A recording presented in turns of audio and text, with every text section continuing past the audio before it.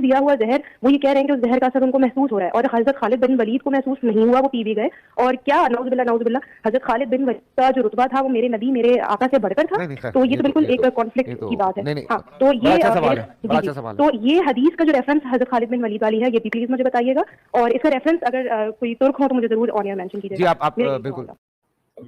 تو وہ کہتے ہیں حضرت خالد بن ولید نے کیسے زہر پی لیا. اب اس کا جواب تو یہ ہونا چاہیے تھا کہ بھئی حضرت خالد بن ولید کا جو حوالہ مانگا ہے وہ کس کتاب میں لکھا ہوا ہے. اس کی بجائے انہوں نے کمپیریزن شروع کر دیا کہ جی اگر یہ ہو سکتا ہے تو وہ کیوں نہیں ہو سکتا، تو وہ ہو سکتا ہے تو وہ کیوں نہیں ہو سکتا. لیکن یہ زہر والا تو کہیں پہ بھی نہیں ملتا کہ آپ نے بسم اللہ پڑھ کے زہر کھا لینا. یہ حوالہ دینا بھئی ہم نے یہ تو یہ کہا ہی نہیں ہے. ہم نے پہلی چیز اس سسٹر نے یہ آپ سے پوچھی تھی کہ یہ لکھا کہاں ہوا ہے، وہ تو آپ نے بتایا نہیں ہے. ٹی وی چینل پر ایک خاتون کی طرف سے سوال کیا گیا کہ سیدنا خالد ابن ولید رضی اللہ تعالی عنہ نے زہر پی لیا اور ان پر زہر کا کوئی اثر نہیں ہوا، اس واقعے کا ریفرنس اور حوالہ پیش کریں. اور دوسرا اس واقعے پر اشکال پیش کیا گیا کہ دیکھیں نبی صلی اللہ علیہ وآلہ وسلم کو زہر دیا گیا تو زہر کا اثر آپ علیہ الصلوۃ والسلام پر ہوا، اور خالد بن ولید نے زہر پیا تو ان پر زہر کا کوئی اثر نہیں ہوا. کیا خالد بن ولید کا رتبہ ہمارے آقا صلی اللہ علیہ وآلہ وسلم سے زیادہ ہے؟ یہ اشکال پیش کیا گیا. اس کا معقول طریقے سے جواب دیا گیا، صرف ریفرنس اور حوالہ وہاں کسی وجہ سے پیش نہیں کیا جا سکا. تو مرزا جلمی نے اس سوال اور جواب کے اوپر تبصرہ کیا، اور تبصرہ کرتے ہوئے وہی اپنی جہالت کا ثبوت پیش کیا، اور یہ دعویٰ کیا کہ یہ واقعہ کہیں بھی نہیں ملتا، کہیں بھی یہ واقعہ نہیں ملتا. اب دیکھ لیں کہ مرزا جرمی اپنے آپ کو علمی کتابی کہتا ہے اور علمی کتابی ہونے کا دعوے دار ہے. یقین جانیں کہ یہ واقعہ حدیث سیرت فضائل کی درجنوں کتابوں میں واقعہ موجود ہے، اور سند بھی صحیح ہے، اس کی کئی سندوں کے ساتھ، یہ صحیح سند کے ساتھ واقعہ حدیث فضائل سیرت کی کتابوں میں موجود ہے کہ سیدنا خالد ابن ولید رضی اللہ تعالی عنہ نے ایک موقع پر زہر پیا اور اللہ رب العزت نے ان کو محفوظ فرمایا اور ان پر زہر کا کوئی اثر نہیں ہوا. سب سے پہلے تو ہم اس پر دیکھیں گے کہ یہ واقعہ کن کن کتابوں میں ائمہ محدثین نے ذکر فرمایا، اور پھر اس پر کیے گئے اشکال کا انشاءاللہ تحقیقی جواب میں پیش کروں گا. اس سلسلے میں حوالہ پیش کرتا ہوں امام ابو بکر ابن ابی شیبہ کی کتاب المصنف. امام بخاری کے استاذ امام ابو بکر ابن ابی شیبہ المتوفیٰ 235 ہجری اپنی کتاب المصنف میں روایت نمبر 34419 لے کے. دوسرا حوالہ امام احمد ابن حنبل کی کتاب فضائل الصحابہ. امام احمد ابن حنبل 241 ہجری میں فوت ہوئے، اور انہوں نے اپنی کتاب فضائل الصحابہ میں 1480 نمبر یہ روایت، یہ واقعہ اپنی کتاب میں ذکر فرمایا، اور مرزا کہتا ہے یہ واقعہ کہیں ملتا ہے نہیں. یہ تیسرا حوالہ ہے مسند ابی یعلا، اس میں روایت نمبر 7181 موجود ہے. لیکن یہ زہر والا تو کہیں پہ بھی نہیں ملتا کہ آپ نے بسم اللہ پڑھ کے زہر کھا لینا. تیسرا حوالہ امام ابو القاسم سلیمان ابن احمد طبرانی کی کتاب المعجم الکبیر للطبرانی، 2 سندوں کے ساتھ امام طبرانی اس واقعے کو لے کے آئے. روایت نمبر 3718 اور 3719.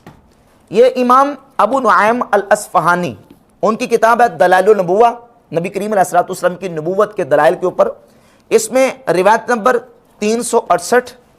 اور یہ امام ابو نعیم کی ایک دوسری کتاب ہے معرفت الصحابہ. معرفت الصحابہ میں روایت نمبر 2409 امام ابو نعیم لے کے. یہ تاریخ دمشق ہے، اس میں 3 سندوں کے ساتھ حافظ ابن عساکر اس واقعے کو لے کے ہے. یہ امام حیثمی کی کتاب ہے مجموع الزوائد. مجموع الزوائد میں امام حیثمی روایت نمبر 15884 لے کے آئے، اور اس کی سند کے حوالے سے کہتے ہیں کہ رجالہ رجال صحیح وہو متصل، اس کے رجال صحیح کے رجال ہیں اور اس کی سند متصل ہے. یہ امام ابو بکر احمد ابن الحسین بہقی المتوفیٰ 458 ہجری کی کتاب ہے دلائل النبوہ و معرفت احوال صاحب شریعہ، روایت نمبر 3095. یہ ہے امام ابن حجر عسقلانی کی کتاب الاصابہ فی تمییز الصحابہ، اس میں جلد 1 صفحہ 471 پہ. اور یہ کتاب ہے حافظ ذہبی کی سیر و اعلام النبلاء، جلد نمبر 3 صفحہ نمبر 229 پر.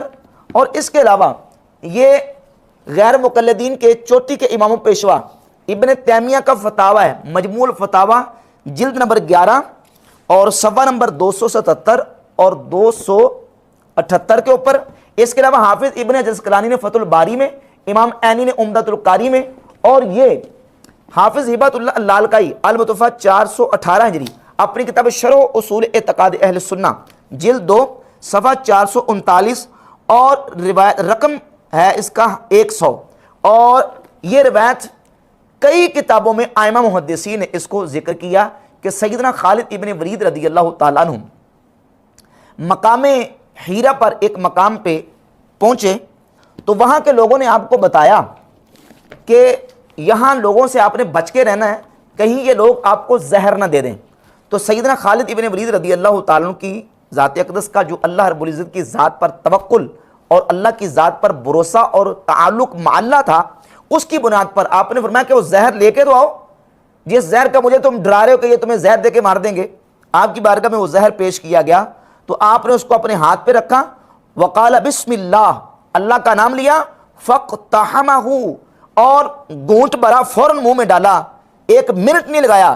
فلم یضرہ باذن اللہ شیئا، اللہ رب العزت کے اذن سے اس زہر نے آپ پر کوئی اثر نہیں کیا. یہ المصنف ہے امام ابن ابی شیبہ کی کتاب، اس میں روایت نمبر 34419. اس روایت کے نیچے ایک عرب محقق ہیں شیخ عوامہ، وہ لکھتے ہیں ہوا عند الطبرانی فی الکبیر اسنادہ صحیح متصل. یہ روایت طبرانی کبیر میں بھی 2 سندوں کے ساتھ موجود ہے جس کا میں حوالہ پیش کر چکا ہوں. کہتے ہیں کہ اس کی سند صحیح ہے اور اس کی سند متصل ہے. یہ میرے پاس شرح اصول اعتقاد اہل سنہ کا جو نسخہ ہے دارالحدیث القاہرہ مصر سے چھپا، اس میں 439 نمبر صفحہ رقم نمبر 100. اس کے محقق سید عمران جو عرب محقق ہے وہ لکھتے ہیں صحیح اخرجہ الطبرانی فی الکبیر، یہ روایت صحیح ہے، اس کو طبرانی نے اپنی کتاب المعجم میں ذکر کیا. ان اجلہ ائمہ محدثین نے اپنی حدیث اور سیرت و فضائل کی کتابوں میں سیدنا خالد ابن ولید رضی اللہ تعالیٰ عنہ کے اس واقعے کو ذکر کیا. اور مرزا جیلمی جو اپنے آپ کو علمی کتابی کہتا ہے، فیک جعلی اور جھوٹا علمی کتابی، وہ کہتا ہے یہ واقعہ تو کہیں بھی نہیں ملتا. آپ خود اندازہ کر لیں کہ جو واقعہ ایک کتاب میں 2 کتابوں میں نہیں درجنوں کتابوں میں اجلہ محدثین کی کتابوں میں موجود ہے، وہ یہ مرزا کہتا ہے جی یہ تو کہیں نہیں ملتا، اور اپنا دعویٰ یہ کرتا ہے کہ میں ہوں مسلم علمی کتابی. کون سی کتابیں پڑھتے ہو اور کون سی کتابوں کے تم علمی ہونے کے دعوے دار ہو اور کتابی ہونے کے دعوے دار ہو. اب جب بات آتی اس واقعے کی تو اس واقعے کے اوپر تبصرہ کرتے ہوئے اجلہ ائمہ اور محدثین نے اس واقعے کی صحت کو تسلیم کیا. ابن تیمیہ نے تسلیم کیا، حافظ ابن حجر اسقلانی فتح الباری شرح صحیح بخاری کی جلد نمبر 10 صفحہ نمبر 304 پہ لکھتے ہیں وقعت کرامت لخالد بن الولید. یہ جو زہر کا اثر ان پر نہ ہونا ہے، یہ سیدنا خالد ابن ولید رضی اللہ تعالیٰ عنہ سے کرامت کے طور پر واقع ہوا. یہ امام بدر الدین عینی عمدۃ القاری میں لکھتے ہیں جلد 21 صفحہ نمبر 431 پہ، کہتے ہیں قلت وقع ہاکذا کرامت لخالد، کہتے ہیں کہ یہ سیدنا خالد رضی اللہ تعالیٰ عنہ سے کرامت کے طور پر واقع ہوا. اور حافظ ذہبی نے تو قسم کھا کے کہا سیر الاعلام نبلا کی جلد 3 صفحہ 229 پہ، کہتے ہیں قلت ھذہ واللہ الکرامۃ وھذہ شجاعہ، کہتے ہیں اللہ کی قسم یہ سیدنا خالد ابن ولید کی کرامت ہے اور یہ ان کی بہادری اور شجاعت ہے کہ جنہوں نے اس وقت اس علاقے کے کافروں کے سامنے اللہ رب العزت کی ذات پر توکل اور بھروسہ کرتے ہوئے ان کو للکارا اور ان کے سامنے یہ بالکل شجاعت اور بہادری کا مظاہرہ کیا، اور یہ بات ان کے سامنے واضح کر دی کہ یہ جو زہر ہے اس کے اندر جو تاثیر ہے وہ اللہ نے پیدا کی ہے. اگر اللہ رب العزت اس زہر میں تاثیر نہ رکھے تو زہر کچھ بھی اثر نہیں کر سکتی، کیونکہ زہر میں ہلاک کرنے کا، شہد میں شفا دینے کا، آگ میں جلانے کا، پانی میں ڈبونے کا یہ جو اثر اور تاثیر ہے یہ اللہ رب العزت کی طرف سے ہے. اللہ رب العزت اس میں اثر ختم کر دے تو کوئی چیز نہ نفع دے سکتی ہے نہ نقصان دے سکتی ہے.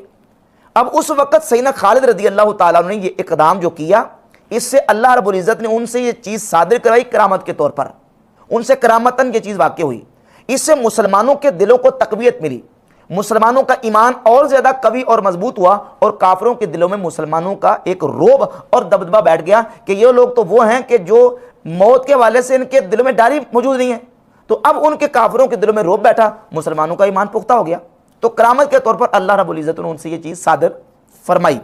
اب اس پر اشکال یہ ہے کہ دیکھیں جی کہ نبی صلی اللہ علیہ وآلہ وسلم پر تو زہر کا اثر ہوا، حضرت خالد ابن ولید پر نہیں ہوا، تو کیا خالد ابن ولید کا رتبہ نبی علیہ الصلوۃ والسلام سے زیادہ ہے؟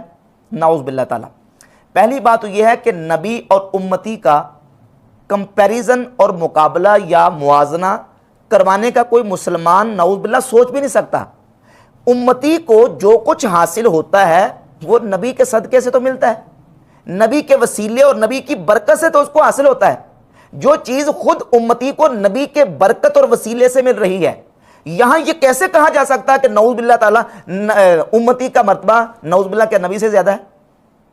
ولی کی کرامت ہوتی ہی اصل میں حقیقت میں نبی کا معجزہ ہے، اور اس پر میں دو محدثین کے حوالہ جات پیش کروں گا۔ ایک تو حافظ ابن کثیر نے اپنی کتاب البدایہ والنہایہ کی جلد نمبر 6 صفحہ نمبر 169 پہ لکھا ہے کہ جہاں ولیوں کی کرامات کا ذکر کیا، کہتے ہیں وَهِيَ مَعْدُودَةٌ مِّنَ الْمُعْجِزَاتِ، ولیوں کی کرامات یہ نبی کے معجزات شمار ہوتے ہیں۔ لِأَنَّ كُلَّ مَا يَثْبُتُ لِوَلِيٍّ فَهُوَ مُعْجِزَةٌ لِنَبِيِّهِ، کیونکہ جو ولی سے ثابت ہوتا ہے وہ نبی کا معجزہ ہی تو ہوتا ہے۔ اور اسی طرح حافظ ابن کثیر البدایہ والنہایہ کی جلد 6 صفحہ نمبر 293 پہ لکھتے ہیں کہ فَهَذِهِ الْكَرَامَاتِ لِهَٰؤُلَاءِ الْأَوْلِيَاءِ، یہ کرامات اولیاء اللہ سے جو صادر ہوتی ہیں، ہِیَ مُعْجِزَاتٌ لِرَسُولِ اللہ صلی اللہ علیہ وآلہ وسلم، یہ رسول اللہ صلی اللہ علیہ وسلم کا معجزہ ہوتی ہیں، جس طرح کہ پیچھے گزر چکا۔ لِأَنَّهُمْ انما نالوہا ببرکت متابعتہ، کیونکہ ولیوں کو یہ کرامتیں نبی کی اتباع کی برکت سے ملتی ہیں، نبی کی اطاعت کی برکت سے ملتی ہیں۔ یہ بات حافظ ابن کثیر نے بھی لکھی، اور یہی بات امام ابو بکر احمد ابن الحسین بہقی نے دلائل النبوہ و معرفت و حوالے صاحب شریعہ کی جلد نمبر 6 صفحہ نمبر 44 پر اور صفحہ نمبر 49 پہ اسی بات کو بیان کیا کہ اللہ رب العزت جل شانہ اپنے نبی کو اعزاز عزت دینے کے لیے اور نبی کو مشرف فرمانے کے لیے نبی کے غلاموں اور نبی کے امتیوں سے اس طرح کی کرامات صادر فرماتا ہے۔ اب نبی کے امتی سے جو کرامت صادر ہو رہی ہے وہ نبی کی برکت سے ہوئی، اور در حقیقت وہ نبی کا معجزہ ہے، تو یہاں کمپیریزن اور مقابلہ کیسے کروایا جا سکتا ہے؟ اور یہ بھی بات یاد رہے کہ ایک چیز جو نبی کے امتی سے صادر ہوئی ہے ضروری نہیں ہے کہ اس کا نبی سے معجزتاً صدور بھی ثابت ہو۔ مثال کے طور پہ دیکھیں، نبی پاک صلی اللہ علیہ وآلہ وسلم کی ذات اقدس کی سیرت طیبہ کو دیکھیں۔ آپ صلی اللہ علیہ وآلہ وسلم نے جنگ خندق کے موقع پر بو کی وجہ سے اپنے شکم اطہر پر پتھر باندھے۔ شیب ابی طالب میں جب آپ علیہ الصلوۃ والسلام کو مشرکین نے محصور کر دیا، اس موقع پر صحابہ کرام نے درختوں کے پتے اور گھاس کھا کے گزارا کیا، یعنی بھوک کا، اور اس وقت یہ امتحان کا یہ عالم تھا، نہ وہاں آسمانوں سے دسترخواں اور مائدہ نازل ہوا، نہ وہاں حضرت مریم کی طرح بے موسم پھل آئے، اس کا کوئی ثبوت ہمارے پاس نہیں ہے۔ آپ علیہ الصلوۃ والسلام نے بو کی وجہ سے اپنے شکم اطہر پہ پتھر باندھے، یہ آپ علیہ الصلوۃ والسلام کی سیرت سے ہمیں ملتا ہے۔ لیکن آپ ہی کے غلام سیدنا خبیب رضی اللہ تعالیٰ عنہ کے بارے میں صحیح بخاری میں 3045 نمبر حدیث موجود ہے کہ جس وقت مشرکین نے ان کو بیڑیوں میں جکڑا، ابھی وہ بیڑیوں میں جکڑے ہوئے تھے، اسیر تھے، کہ ان کے پاس بے موسم پھل آئے، وہ انگوروں کے گچھے ہاتھ میں پکڑے ہوئے بے موسم پھل کھا رہے تھے۔ یہ صحیح بخاری کی 3045 نمبر حدیث ہے۔ اب یہاں سے کوئی یہ کہے کہ حضرت خبیب کا رتبہ کیا میرے آقا صلی اللہ علیہ وسلم سے زیادہ ہے، تو کوئی کہہ ہی نہیں سکتا، کیونکہ خبیب رضی اللہ تعالیٰ عنہ کو یہ کرامت جو ملی ہے وہ نبی علیہ السلام کے صدقے سے تو ملی ہے، نبی علیہ السلام کی برکت سے ملی ہے، اور وہ حضرت خبیب کی کرامت دراصل حقیقت میں نبی کا معجزہ ہے، نبی کی برکت سے مل رہا ہے۔ وہ کبھی اللہ تعالیٰ معجزات نبی کے ڈائریکٹ ہاتھوں سے کرواتا ہے، اور کبھی اللہ تبارک و تعالیٰ نبی کے امتیوں کے ہاتھوں کرامت کے طور پر اس طرح کی خارق عادت چیزیں ظاہر کرواتا ہے جو در حقیقت نبی کا معجزہ شمار ہوتی ہیں۔ اسی طرح دیکھیں آپ کہ ایک چیز افضل کے لیے ثابت نہیں ہے لیکن مفضول کے لیے ثابت ہے۔ مثال کے طور پر سیدنا امیر حمزہ رضی اللہ تعالیٰ عنہ کو جنگ احد میں شہید کیا گیا اور آپ کے جسم اقدس کا مسلح کیا گیا۔ وہاں بظاہر حفاظتی کوئی تدبیر اور انتظام نہیں تھا، مسلح کیا گیا جسم اقدس کا، لیکن ان کے مقابلے میں دیکھیں صحیح بخاری میں 3045 نمبر حدیث ہے، حضرت سیدنا عاصم بن ثابت الانصاری رضی اللہ تعالیٰ عنہ، مشرکین نے ان کو شہید کر دیا ایک موقع پر، تو ان کے جسم کا مسئلہ کرنے لگے، ان کے اعضاء، ان کے ہاتھ پاؤں کو کاٹنے لگے، تو اللہ رب العزت نے ان کے جسم کی حفاظت فرمائی بیڑوں کو بھیج کر۔ پنجابی میں جسے پونڈ کہتے ہیں، وہ پونڈ اور بیڑیں آئیں اور بادل کی طرح ان کے جسم پر اور ان کی لاشوں کے اوپر چھا گئیں، اور اللہ رب العزت نے ان کے اجسام کی، ان کے جسموں کی ان کافروں سے مسئلہ کرنے کے حوالے سے حفاظت فرما دی۔ یہ حفاظت کا معاملہ جنگ احد میں سیدنا امیر حمزہ رضی اللہ تعالیٰ عنہ کے ساتھ نہیں ہوا۔ اللہ کی حکمت ہے، اس کی حکمت ہے، وہ جہاں چاہے اپنی جو وہ حکمت کا اظہار فرما دے اور جو چاہے وہ کرے۔ جنگ بدر میں اس نے مسلمانوں کی مدد کرنے کے لیے ہزاروں فرشتے بھیجے۔ جنگ احد میں فرشتوں کے آنے کا ثبوت ہے؟ ثبوت ہمارے پاس نہیں ہے۔ اب وہ جنگ بدر میں کیوں بھیجے، جنگ احد میں کیوں نہیں بھیجے، یہ اس کی حکمت ہے۔ تو ایک چیز وہ افضل سے صادر نہ کروائے، مفضول سے صادر کروا دے، تو اس کی حکمت ہے۔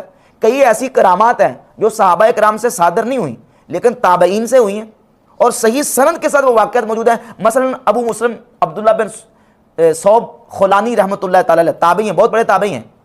ان کا پانی کے اوپر چلنا دلائل النبوہ میں امام بہقی نے صحیح سند کے ساتھ ذکر کیا کہ وہ پانی کے اوپر چلے۔ ان کو آگ میں اسود انسی نے ڈال دیا، اللہ رب العزت نے ان پر آگ کو گلزار فرما دیا، ٹھنڈا فرما دیا، یہ ان کی کرامت ہے۔ یزید بن نباتہ کے حوالے سے امام بہقی نے دلائل النبوہ میں ذکر کیا کہ ان کا گدھا مر گیا تو انہوں نے دعا کی، اللہ رب العزت نے ان کی دعا پر ان کے گدھے کو زندہ فرما دیا۔ یہ کرامات جو تابعین سے ثابت ہوئی ہیں، ان کا ثبوت صحابہ سے نہیں ملتا۔ تو اس کا مطلب یہ نہیں کہ تابعین کا مرتبہ صحابہ سے بڑھ گیا۔ کبھی ایک چیز مفضول سے ثابت ہو جاتی ہے، وہ افضل سے ثابت نہیں ہوتی، تو اس سے مفضول کا افضل سے زیادہ مرتبہ اور رتبے والا ہونا، یہ افضل ہونا ثابت نہیں ہوتا۔ تو سیدنا خالد ابن ولید رضی اللہ تعالیٰ عنہ سے یہ جو امر واقع ہوا، یہ ان کی کرامت کے طور پر اللہ تعالیٰ نے مسلمانوں کے ایمان کو مزید پکا کرنے کے لیے اور کافروں کے دلوں میں ان کا رعب ڈالنے کے لیے اللہ رب العزت نے یہ کرامت ان سے صادر